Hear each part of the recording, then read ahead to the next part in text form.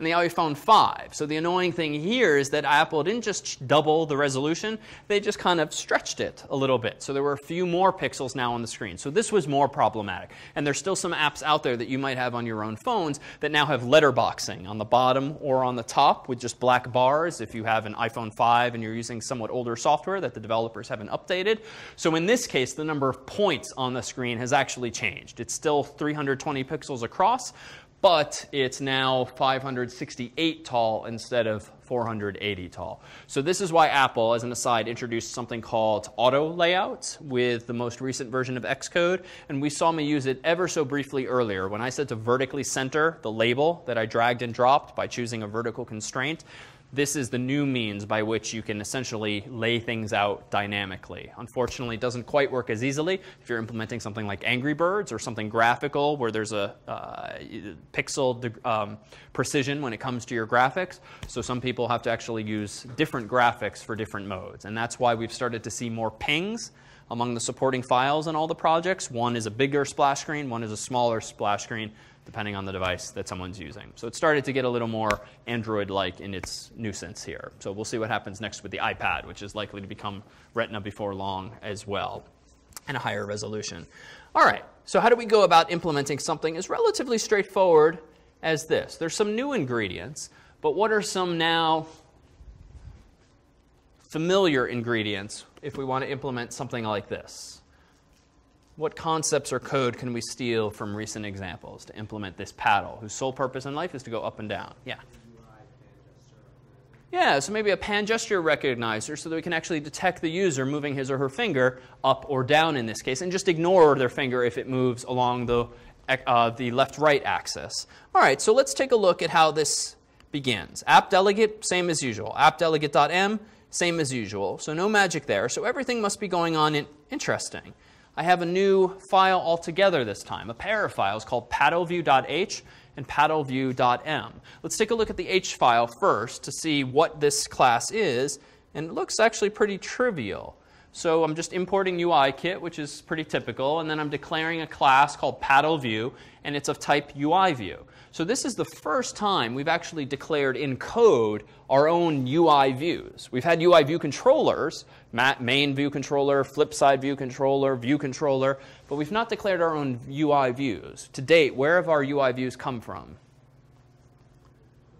Often the nib file by dragging and dropping. And in our no-nib example a couple of weeks ago, we did instantiate UI view objects ourselves in code manually. But even those were Apple's own UI views, the UI button and the UI text field. So this is the first time where we are defining our own view, because iOS doesn't come with a white rectangular paddle. So we have to create this somehow ourselves. So the means by which we've done this in the .m file is fairly simply by taking advantage of a method that is called automatically whenever a UI view object is instantiated. This is essentially an analog of like view did load, but that's at the UI view controller level. Now we're lower level at the UI view level. So draw rect for draw rectangle is what's called when it's time to initialize one of those little widgets that we've thus far been dragging and dropping. So here again, we're commingling some C code and some Objective-C.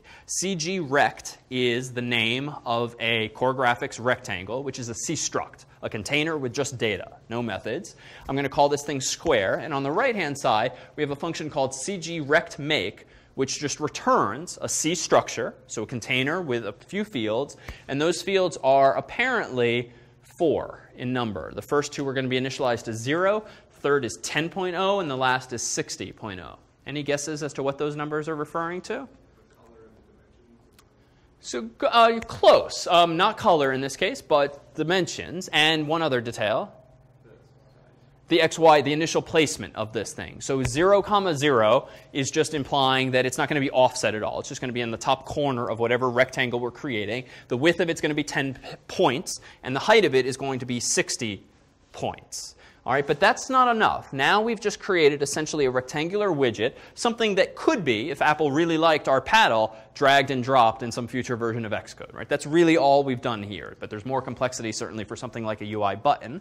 But now let's see how we use this. In my viewcontroller.nib, notice I've done nothing except change the orientation. So if I actually click on that thing and go to the Attributes Inspector, one of those various checkboxes and drop-down menus would let me change from Portrait to Landscape mode. And that's the only change I made, in addition to then changing the background color from that default gray to black. So this is going to be my game board, so to speak. But if I now go to viewcontroller.h, nothing interesting in there. So the remaining magic must be in here. So notice inside of my view controller, I'm declaring a property that's of type paddle view, which is my own class that I created, and it's going to be called paddle view, lowercase p, capital V. Now, let's take one step back quickly. Where did paddleview.h and .m come from? Well, we haven't done this that often, though we did do it earlier with a strings file. Earlier, when creating this, I went to New, File, and then I just went up to Cocoa Touch and started with an Objective-C class, went to New. The class name I gave it was paddle view, and I didn't have it descend from NSObject. I had it descend from UI view. When I hit Enter earlier, I got those two files for free, and that's when I dove in and then began to implement drawRect. All right, so now in this file, we have a few methods, init with nib name, and this looks pretty familiar except for some new core graphics code. So init with nib name is again what's called as soon as the nib is loaded from disk, but that nib by default is just rotated landscape mode and painted black. Now I want to do one other thing to it. Self.paddleView means assign to my property what? The result of allocating a paddle view object and initializing it with a frame. So here there's a bit of a dichotomy. Now I am initializing this paddle view object to be inside of a canvas. So whereas before, if you're familiar with Photoshop, I created like an image. Now I'm creating the canvas on which to place that image. So the image can be offset in the canvas itself. The canvas can be bigger.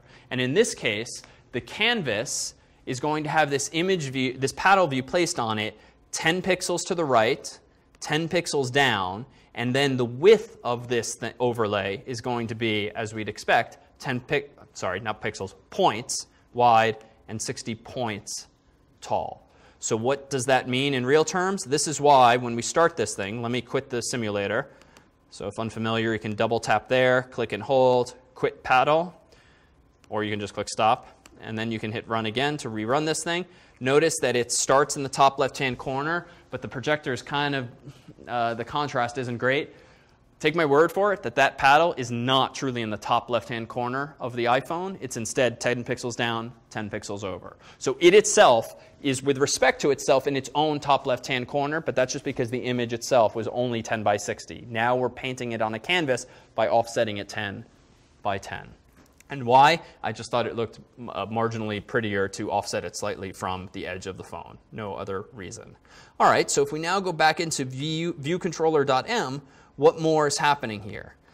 This line of code, add subview. We've not done this before, but we've kind of felt the results of a line of code like this before. Thus far, when we've dragged and dropped things like buttons and text fields and sliders from that little menu and interface builder and dropped it, we've been adding a view on top of another. In other words, adding a subview. This is the corresponding line of code to dragging and dropping in that interface. I'm taking my paddle and laying it on top of the game board itself, which is just that big black rectangle by default. OK, so now, turns out, making this super simple and kind of pointless game is as simple as implementing the touches moved method. So the touches moved method is a little different from the pan gesture recognizer that we implemented earlier. Touches moved actually allows you to detect all sorts of touches on the screen, multiple fingers, touches in different locations. And it turns out this actually makes it even easier to respond to those key presses, though we could have done this in different ways. So touches moved is going to be fired anytime a UI view is touched on the screen. And what's going to happen here is this.